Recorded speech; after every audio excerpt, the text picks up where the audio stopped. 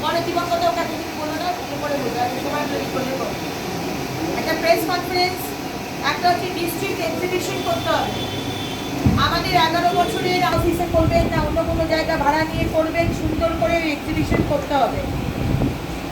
এবং তার সাথে অপারেশন সিঁদুরের ছবিও যেন থাকে, because that is also part আমাদের সরকারের যে একটা মাইলস্টোন অপারেশনের মাননীয় প্রধানমন্ত্রীর যে মাইলস্টোন যে কাজ, সেগুলোর মধ্যেও যেন অপারেশন সিঁদুর থাকে। তাহলে দ্বিতীয় নম্বর হলো এক্সিবিশন নিয়ে কথা বলা হবে।